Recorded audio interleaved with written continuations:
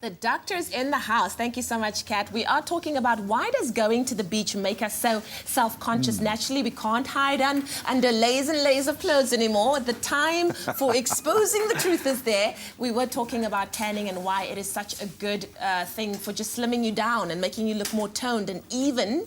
But what is the difference between using a self-tanner, a spray-on tanner that I love, even though I'm a brownie already, I still love it, and then using a tanning bed, for instance? So people like an even colour. They like, you know, when they take off their tops, they don't like straps, for example, on the shoulders and that kind of thing.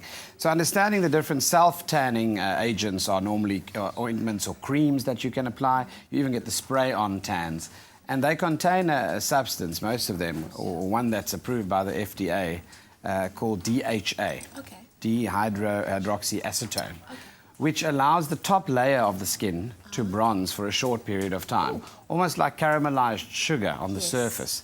And that obviously then fades as time goes on. It lasts about 7 to 10 days normally, and it's very much dependent on how it's applied and so on. So that's regarding the preparations. And is that what we should be looking for, that particular substance within a self-tan? Yeah, DHA, because in the topical creams and ointments, the dosage is not dangerous in the sense that it can lead to things like cancers and chemical burns and that kind of thing.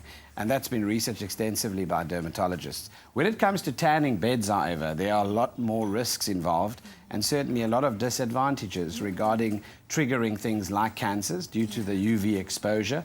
The duration of exposure is important, but more importantly, medically, you can, because of the heat and loss of body fluids, you get dehydrated.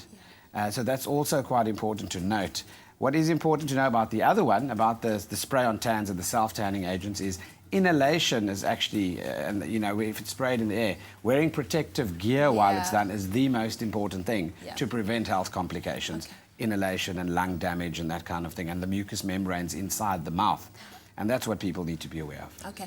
And of course, you know, just in terms of, we love summer. I'm a sun baby. I love lying out there. But I was in Joburg recently, and the sun for me is getting hotter and hotter and hotter. We need to take precautions. We do. We can tan, but you've got to tan responsibly as well. You need to know as well that your SPFs of 30 and above is what is recommended. So using an SPF of 8 to 10 would affect, for example, how often you need to apply it. And you're only as protected as the amount of times you keep, you know, replacing the layer of sun protection factor in your sunscreen. So a half an hour or an hour later, you should already be looking to replace it. When you do water sports and you're in the water, it even minimizes that. So you have to then do it even more frequently. And that obviously protects you a lot more. Remember also that aging is increased by spending too much time in the sun. Your skin can become like leather or rubber from too long a period or duration of being in the sun. Okay, well, we are going to continue this conversation about why does going to the beach make us feel so self-conscious. Dr. Darren Green is, of course, giving us tips on how to just make that process a bit easier, because it should be about you and not about anybody else. After the break, I want to talk about hair growth, so much more. Give us a call, 083 913 3728. Okay, cool.